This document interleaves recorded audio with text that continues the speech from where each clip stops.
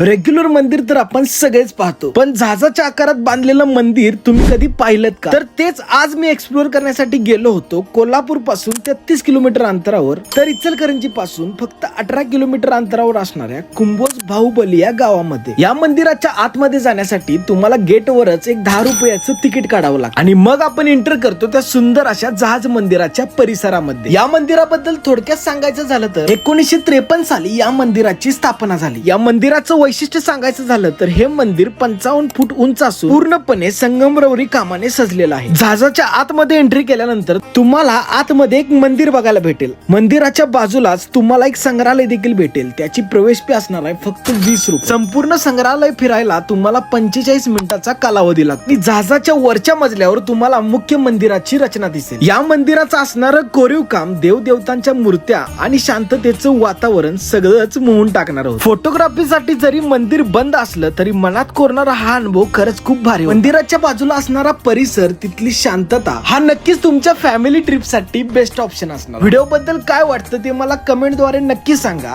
आणि अशाच नवनवीन व्हिडिओसाठी मला फॉलो नक्की करा.